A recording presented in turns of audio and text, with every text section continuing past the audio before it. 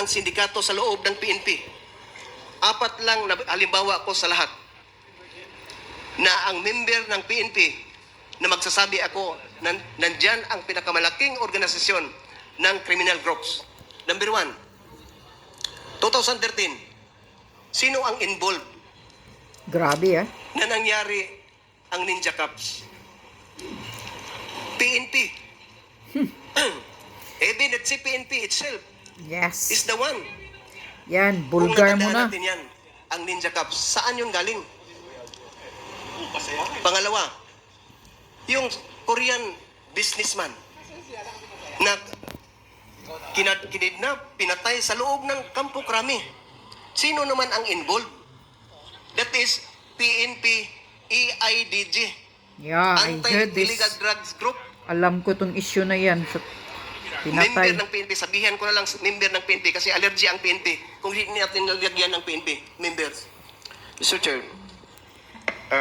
may I proceed to Colonel Espinido, Mr. Chair? Please proceed. Thank you, Mr. Chair. Colonel Espinido, pumasok ka sa PNP service noong 1996, tama ba? Yes po, Your Honors, Mr. Chair. Kailan ka na-assign or nag-engage sa intelligence and operations? Nung ma-assign ako sa Region 8 from Region 7, Marirecall mo ba kung anong year? 2000, Your Honors, Mr. Chair. Your honors. 1999, 2000 sa PAOK-TF. So, yes, thank you, Mr. Chair. So, more than 20 years ka na sa intelligence and operations, right? Ganon, yes, Okay. Mr. Chair. Kailan ka na-engage sa anti-illegal drugs? Under ako ng Kano, sa City Anti-Narcotics Unit, 2001, 2002. So more than 20 years ka na rin sa anti-illegal drugs, tama? Hindi 20 years kasi sa Regional Intelligence Investigation ako, Division, Your Honors. Specifically, pag sa Kano, 3 taon lang sa Kano. Yes, okay. During the previous hearing, tama ba yung nadinig ko, Mr. Chair, na nabanggit ni Colonel Espinido kung ayaw ng Chief PNP ang illegal drugs, walang illegal drugs. Tama ba? Yes. Yes. Thank you. Yes, big yes, Your Honors. Thank you, Mr. Chair. Ano ang nagtulak sa'yo para sabihin ito? That is my personal experience, Your Honors, Mr. Chair. Based naman sa area na assign ko sa bayan ng Gandara, San Miguel, Albuera, at saka sa Usamis. Okay.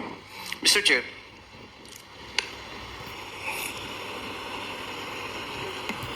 naniniwala ka ba na alam ito ng maraming PNP personnel? Pero ikaw lamang ang naglakas loob na expose ito?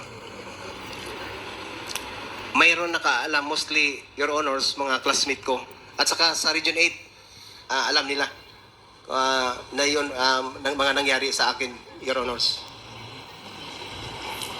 Kung nabanggit mo yan, na kung ayaw ng Chief PNP ang illegal drugs, walang illegal drugs, pwede rin ba nating sabihin na kung ayaw ng Chief PNP ang illegal gamblings, kasama ang illegal pogos, walang illegal na ganito? Yes, Your Honors. Thank you, Mr. Chair. Tama. Chief PNP lang naman yan eh. Lahat eh. Magmando. Referring to your affidavit, paragraph 34, page 6, nabanggit po ninyo na from my experience, I can say that the PNP is the biggest crime group in this country. Tama ba, Mr. Chair? Yes, Your Honors, but I made repeatedly explain and expound last Quad Committee hearing, Your Honors. Yes. Ano ang nagtulak sa'yo para sabihin to? Your Honors, I have supposedly reply for the controversial issue last hearing, but that is your question. I'm not yet read my reply, Your Honors, but to tell you, I can say that because of also my experience. Yes, thank you, Mr. Chair. Colonel Espinido, Mr. Chair,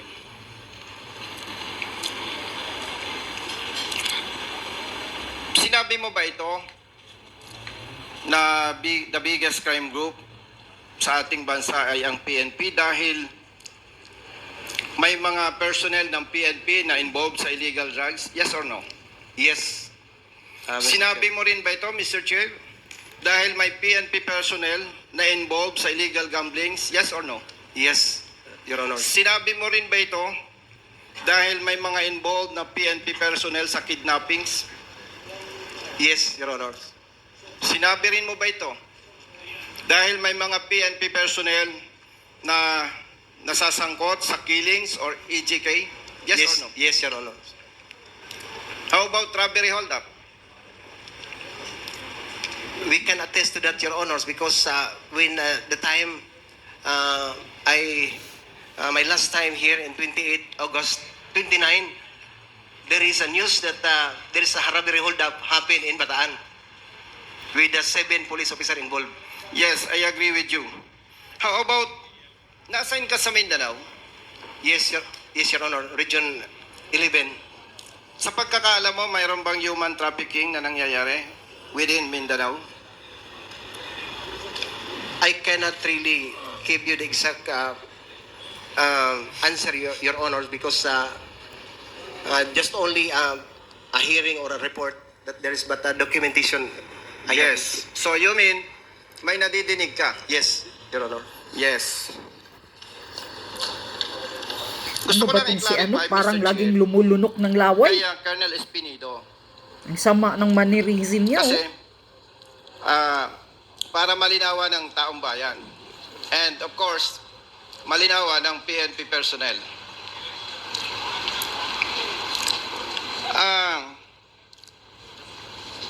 Kung pagbabasihan ko yung ating conversation this hearing, tama bang sabihin na may mga personnel sa PNP na kriminal? Yes. Yes, Your Honor. Okay. Pero, hindi lahat ng personnel sa PNP ay kriminal. Yes, Your Honor. In terms of percentage, malaking porsyento ng PNP personnel ang kriminal o hindi? 60-40, Your Honor. Ano ang 60%? Grabe, 60-40 ah. 60 ang mabait, 40 ang criminals 40 na mga ang PNP. masama. Yan. I agree with you na may mga Dami, involved, oh. pero hindi ako agree sa'yo na 60-40. Sorry. Yes. Meron ka ba, Colonel Espinido, na siyempre, pagkita mo yung problema, especially you, more than 20 years sa PNP, nakikita mo yung problema, di ba? Okay. Meron ka bang idea para ma-resolve or ma-address ito na kung saan sinasabi mo na maraming kriminal sa loob ng PNP? We have, Your Honors. Pwede po ba, Mr. Chair, madinig kung ano yung mga idea ni Colonel Espinido na pwedeng gawin ng PNP to address this problem? Mr. Chair? Your Honor, number 1, we must stick to the core values of the PNP. Dapat ang pulis. It refers to 4 aims. Makadiyos, God-fearing, makakalikasan, makatao at makabansa. Remember, Your Honors, when I applied for police or public basic recruit course as a PO1, sa pag-umpisa pa lang sa training, turuan ka na ng enlisted instructor mo na mag-utang. Sus, grabe ah. Tinawag na isyomatic. Tinuruan na kayo ng Hanggang mga matapos ka sa pag-training mo, utang, Katarantaduhan. utang. Tinuruan Kaya ka nga. na ganun pala. hindi ka magbayad sa utang mo kasi wala ka ng pera, wala ka ng sweldo, wala ka ng sahod. Kasi ang gusto din ng PO1 na hindi siya pagtripan ng mga enlisted instructor, kung ano-ano na lang ang gusto ng mga enlisted instructor, sang-ayon ang PO1. Diyan pa lang sa training center, Your Honor, hindi mo na makikita na makadiyos ang polis. Oh, you. Correct. Pangalawa, Agree with dapat you. masali sa subject ng PPEC. Yung talagang prinsipyo na may Panginoon. Your Honor's involvement of concubinage and adultery sa law enforcer ang dami. Yeah, Lawbreaker, true. law enforcer, lawbreaker. Kaya hindi, paano natin Agree.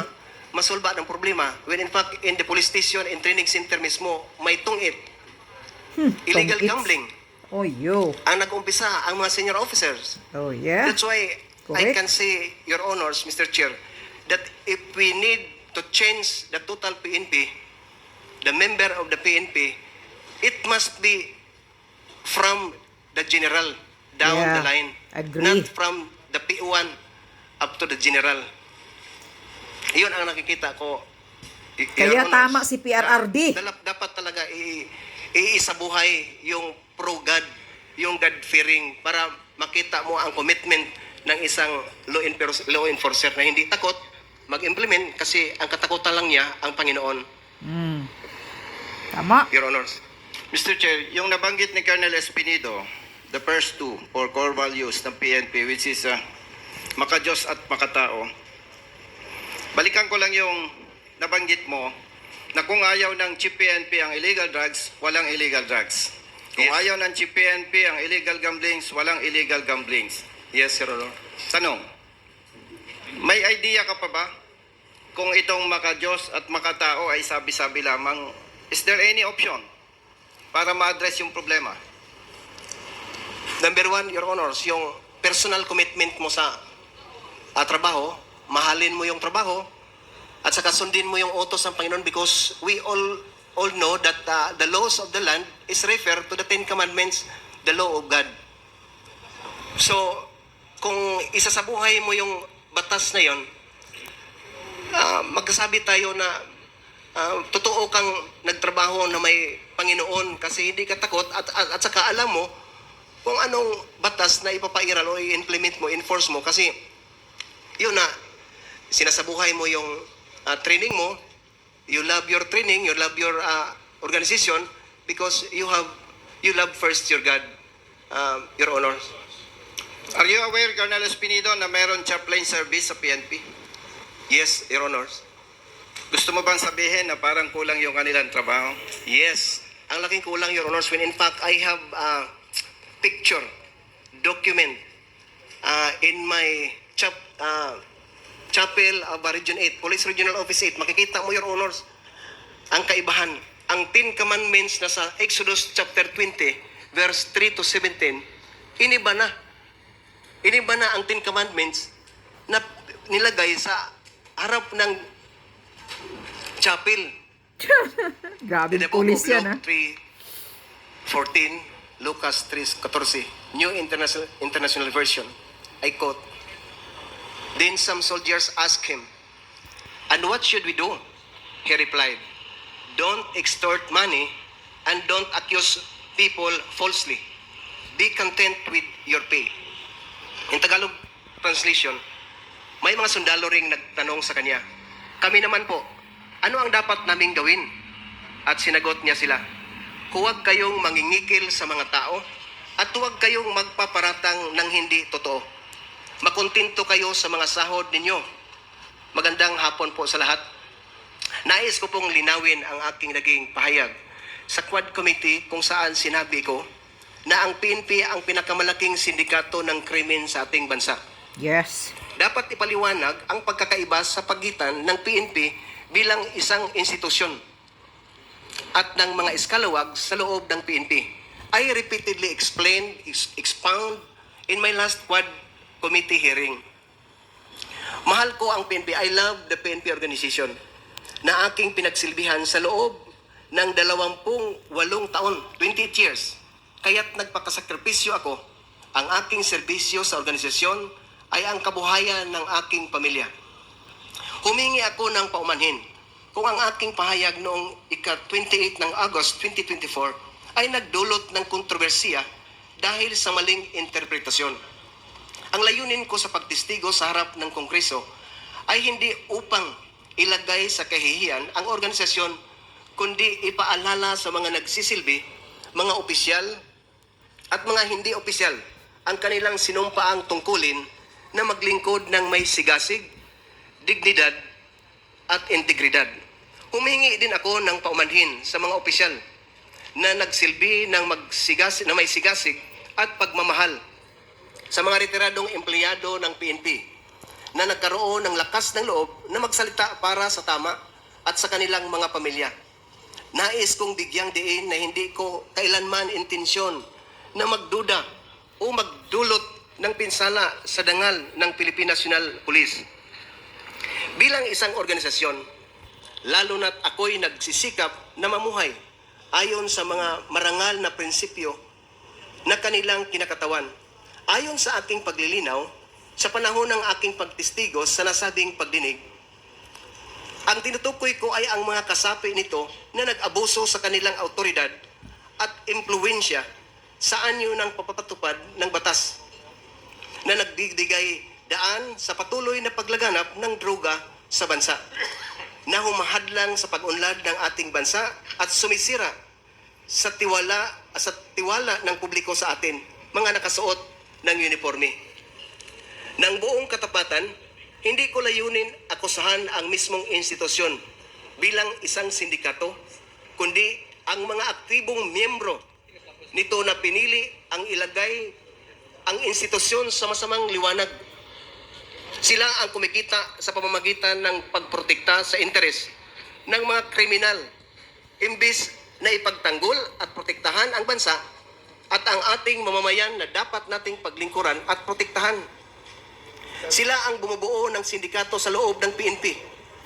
Apat lang na halimbawa ko sa lahat na ang member ng PNP na magsasabi ako na nandyan ang pinakamalaking organisasyon ng criminal groups. Number 1, 2013, sino ang involved na nangyari ang Ninja Cups? PNP. Evident si PNP itself is the one. Kung natandaan natin yan, ang Ninja Cups, saan yun galing? Pangalawa, yung Korean businessman Yes. na kinidnap, pinatay sa loob ng Kampo Krami. Sino naman ang involved? That is PNP EIDG, Anti-Illegal Drugs Group. Member ng PNP, sabihan ko na lang member ng PNP kasi allergy ang PNP kung hindi natin nalagyan ng PNP members. Pangatlo, yung covered up, 6.7 million. Sino ang involved? Ang PNP pidig na naman. Member. Pang-apat, hindi lang tagal, nagsalita ako dito 28 ng August, pagka 29, may robbery hold up na nangyari. Sino naman ang involved? Alam naman natin mga kapulisan na sa atin ang problema. Hindi sa sibilyan, hindi sa politiko. I do believe that because ang lahat ng assignment ko, hindi ko kaibigan ang mayor. Pero makita mo ang trabaho ng isang totoong kawal o isang totoong pulis. Hindi naman nagmamayabang mga kasama ko. Ang problema sa atin, kung magtrabaho tayo ng totoo, sabihan na hambugiro, nagpapasip-sip. Saan tayo magpunta ang pulis? In Hebrews 13, verses 5 to 6. Nagsasabi dito, iwasan nyo ang pagiging sakim sa salapi. Maging kontento kayo sa anumang nasa inyo, sapagkat sinabi ng Diyos, hindi ko kayo iiwan o pababayaan man. Verse 6. Kaya buong pagtitiwalang masasabi natin, ang Panginoon... Anyway, okay. Iyon lang. So, malaking kahihiyan ito sa mga grupo ng PNP. You see? Pinasabog na ni Colonel Espinido na kayo totoo yung sinasabi ni Captain Dado din noon na ang PNP talaga ay ang pinakamalaking sindikato. See? Mismo kabaro nyo na si Colonel Espinido. Nilabas na ang mga baho ninyo. Chief PNP, mga general involved. Kaya tama si PRRD talaga noong pag-upo ni PRRD na nakita niya ang mga iskalawag na mga salot na mga general, mga protektor ng mga drug lord Sindikato sa droga, mga general.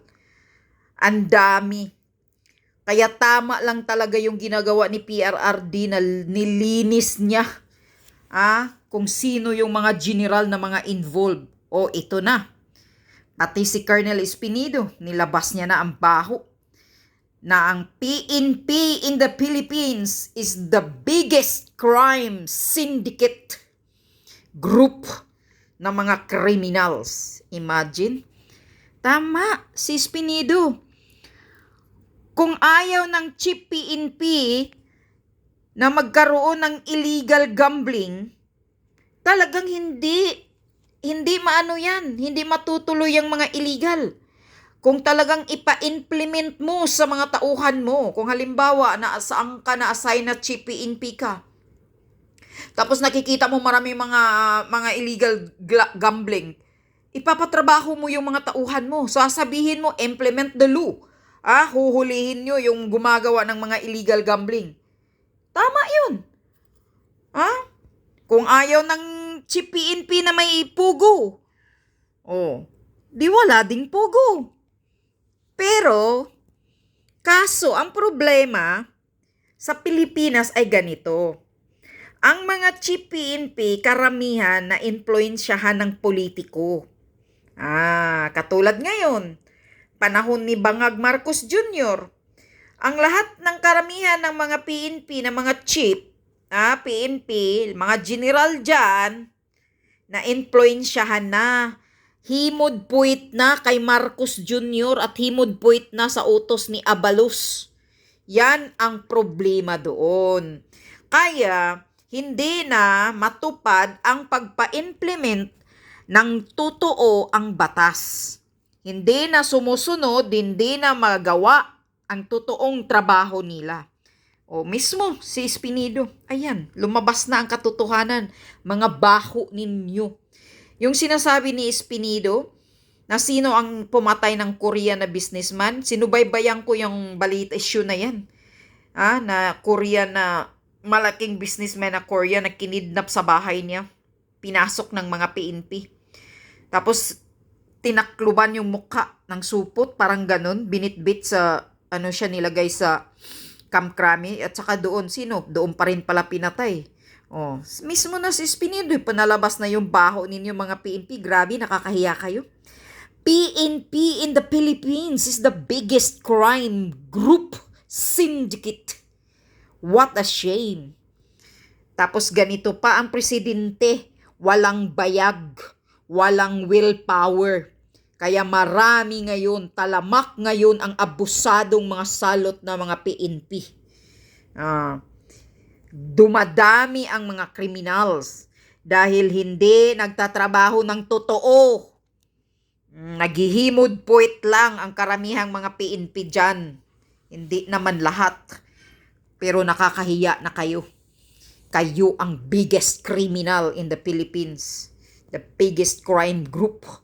Mismo kabaro ninyo si Espinido, nilabas ng mga baho ninyo.